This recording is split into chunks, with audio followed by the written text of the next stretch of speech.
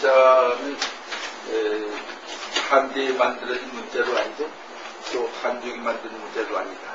그렇기 때문에 한자는 이 명칭 자체가 잘못됐다고 합니다. 그래서 이 한자를 지난번에 우리가 최초의 명칭이 뭐라 그랬죠? 한자 원래 최초의 명칭. 아니, 그건 우리나라에서 한자를 빌려다 쓰는 문자다 이렇게 얘기를 한다고 했고, 이것의 최초의 명칭은 뭐라 그랬지?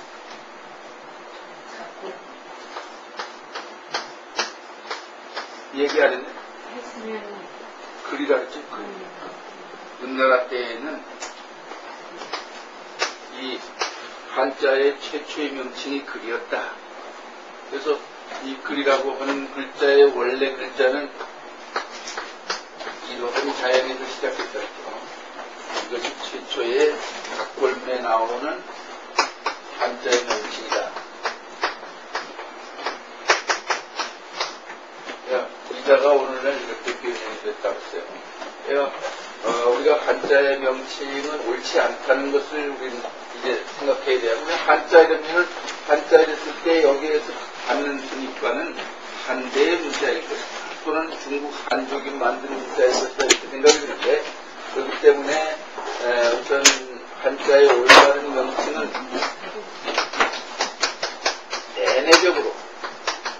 내내적으로 볼 때에는 뭐라고 해야 되냐? 바로 이 글이라고 해야 되겠는데, 이 글을 보게 되면 이때는 개라고 읽지 말고 글이라고 읽어야 돼요. 그러니까 이 글이라고 하면은 일반 보통 명사가 되니까 여기에 우리나라의 글이라는 데서 한자를 붙이게 되면 바로 우리의 오늘날 그 한글과 이게 같은 말이 되어버린다. 그러니까 여기다가 도자를 하나 붙여서 대내적으로 우리나라의 자체에서 부를 때에는 한자라고 부르지 말고 고한글이라고 해야 정확한 명칭이 된다는 얘기입니다. 한자라고 하면 언제까지나 빌려다 쓴다는 문자에서 벗어날 수가 없어요. 그러니까 한자는 옳지 않다는 명칭이 증명이 됐고, 그 다음에 대외적으로는 우리가 이제 이 고한글은 국내에서만 쓰이는 게 아니라 중국, 일본, 동남아시아가 다 쓰고 있기 때문에 그런 면에서 대외적으로는 동방문자다. 이렇게 쓸 때에 정확한 명칭이 된다는 얘기입니다. 대내적으로는 고한글, 대외적으로는 동방문자. 이렇게 지침을 때에 이것이 사실과 일치되는 명칭이다. 이것을 제가 한 3년 전에 일본 동경에서 국제학술대회에서 내가 이걸 주장했어요. 그랬더니 일본에서도 많은 사람들이 그거 참 옳은 얘기다 하고서 찬동한 바 있습니다. 왜냐하면 일본에서도 여전히 한자라고 쓸 때 빌려다 쓴다고 하는 의미에서 볼 때 자존심의 관계가 된다는 거지. 그러니까 이 오늘날 동방에서 쓰는 공통문자다 한 데서 동방문자라고 하자. 이런 것을 제가 주장한 것이. 그러니까 아마 이 한자에 대해서 대내적으로는 고한글, 대외적으로는 동방문자가 제가 사실 제일 먼저 주장을 드립니다. 여러분들이 앞으로 아이들에게도 한자 하면은 어릴 때부터도 벌써 한자를 배우게 되면 머릿속에 중국 문자 이런 의식에서 벗어나야 됩니다.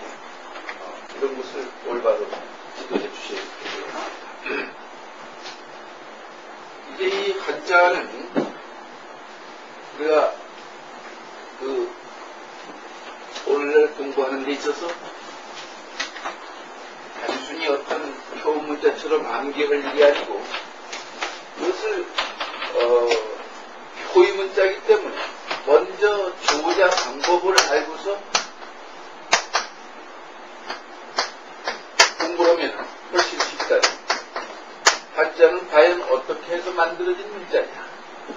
그래서 우리가 지금 이제 지금까지 일반적으로 지치는 한자, 곧 고한글.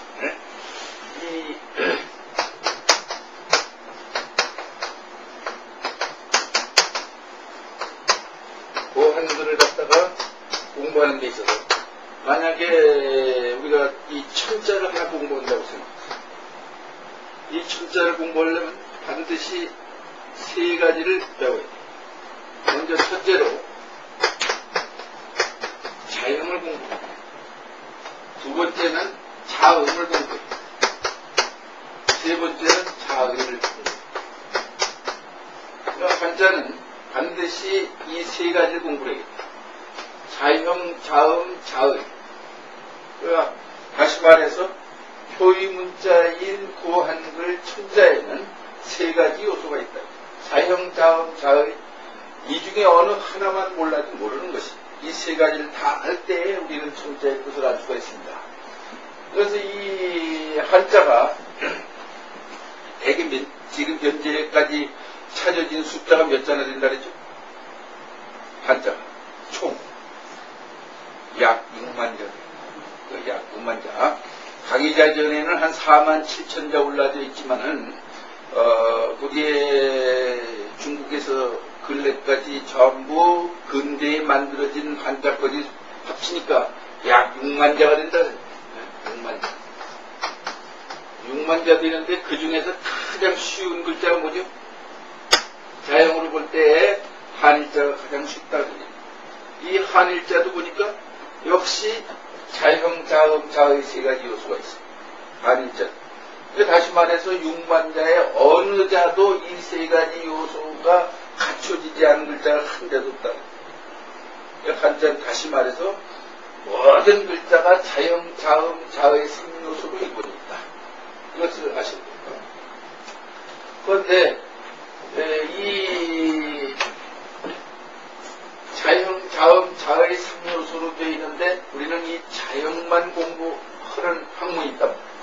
그것은 저 한자는 저 고대에서부터 현재까지 쭉 변천해와요. 그러니까 고대에 우선 현재까지 찾아진 것을 본다면 각골문이 이것이 벌써 은대에 만들어졌죠. 그 다음에 이 은대에서 다시 또 이 은나라가 뭐죠? 주나라. 이 주나라에 오게 되면 뭐가 나옵니까? 바로 금문이 나옵니다. 그래서 이 금문은 다른 말로 하면 종경문이라고 해요.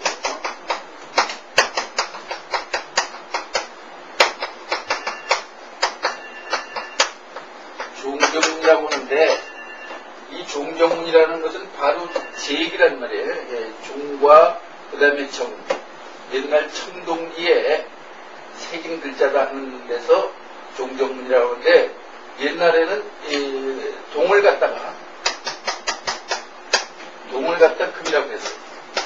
그래서 동기에다 새긴 글자라는 뜻에서 금문이라고 합니다. 근데 이 금문에서 다시 진나라로 오게 되면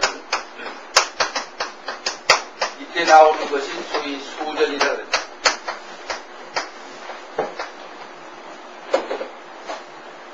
이 소전이라고 하는 것은 원래 이 이전에 벌써 대전이 있어요. 대전. 그러니까 대전이라고 하는 건 소전 이전의 자형인데 이 소전이 이루어지는 건 진나라 진시황 때란 말이에요. 진시황 때. 그러니까 진시황 때에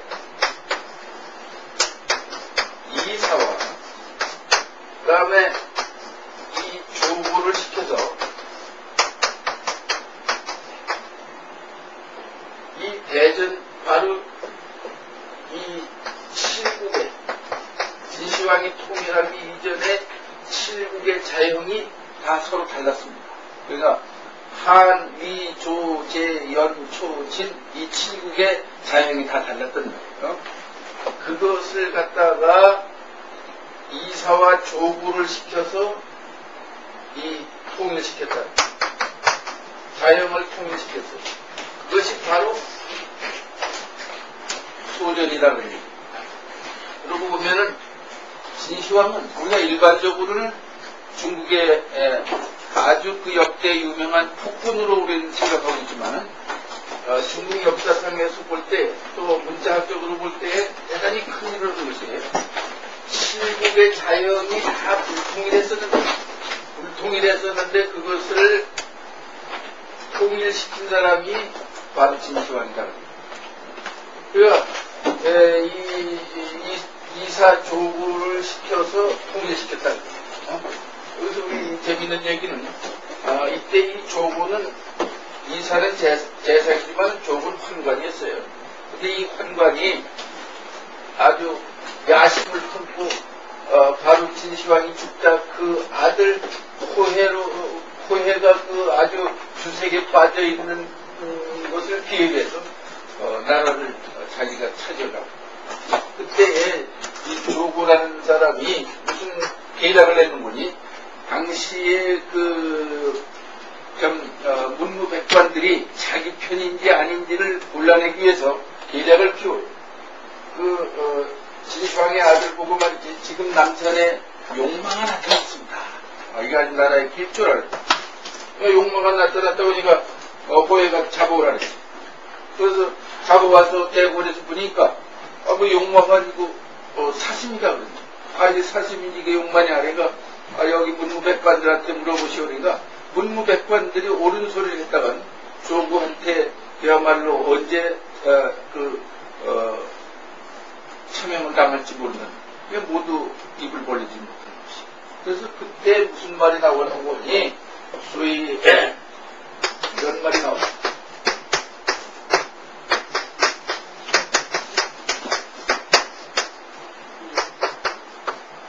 지로위마라는 말이 나옵니다. 사슴을 가리켜 말이가 뭐다. 오늘날 이 말은 사슴과 말도 구별 못하는 바보라는 뜻으로 쓰는 것입니다. 근데 이제 이 말이 일본으로 건너가서는 일본 사람들은 모든 것을 축소하는 그런 기술을 가지고 있기 때문에 요 두 개를 뽑아가지고 요 순서를 바꿔서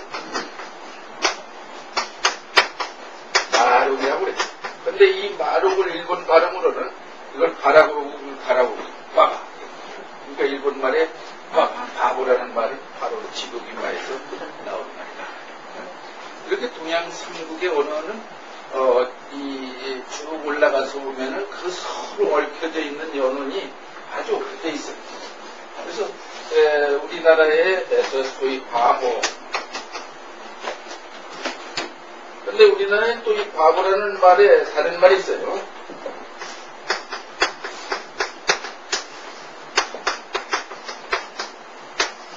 이게 뭐죠? 숙명이라는 거예요. 숙명.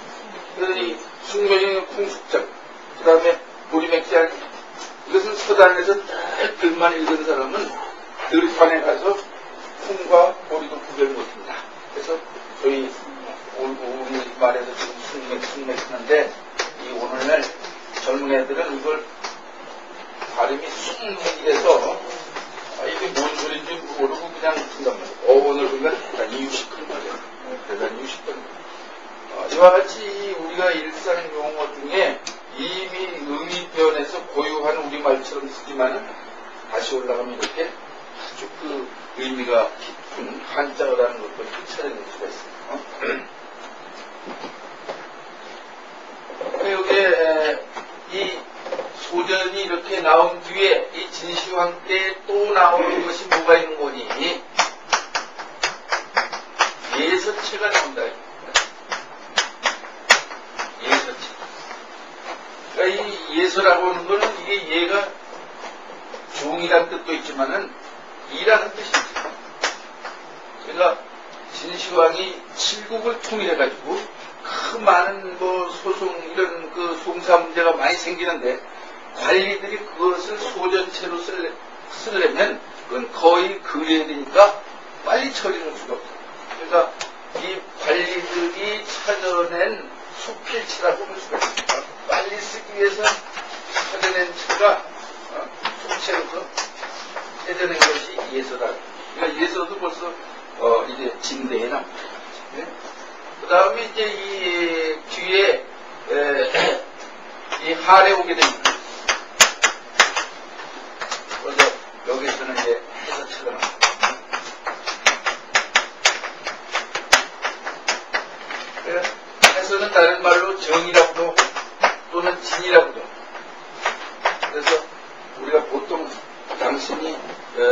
진설을 아십니까? 이러면 우리나라에서는 무슨 뜻으로 쓰이죠?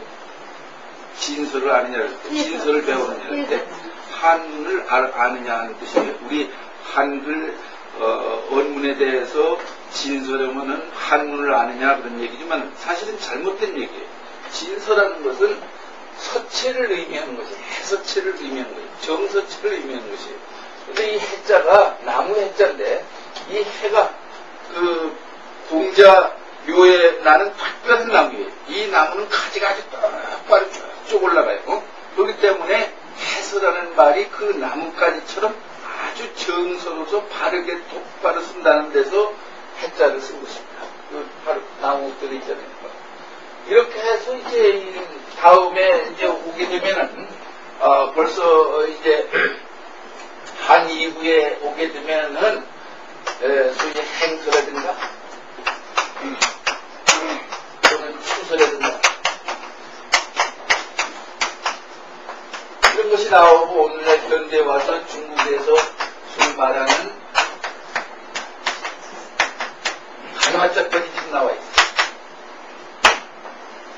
이건 현재 중국에서 쓰고 있는 간화자까지 나와 있어요. 그러니까 자연이 저 각골문에서 금문, 소전, 앞에 또 대전이 있고 그 다음에 예서, 해서, 행서, 초서, 간화자까지 있다. 이 서체의 몇 천만 연구해도 이것은 대단한 하나의 학문 체계를 이루어요.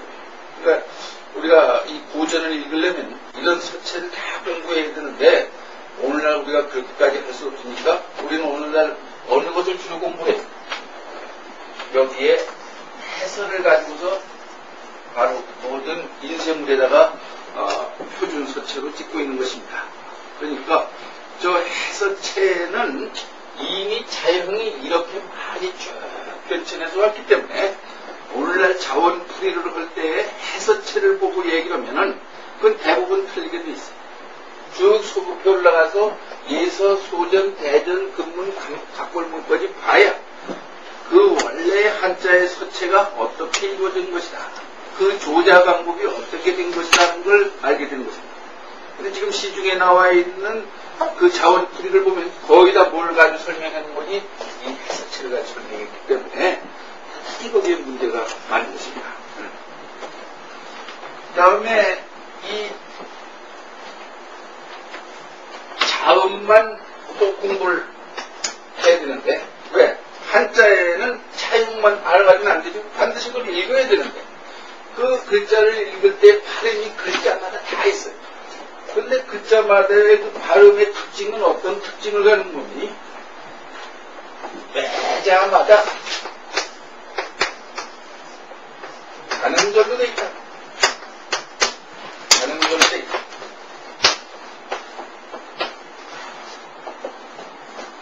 그러나 사실은 단음절이면서 이것은 바로 뭐냐면 하나의 단어예요. 단어를. 그 예를 들면은, 부. 이게도 음절이 하나죠, 부. 그렇습니까?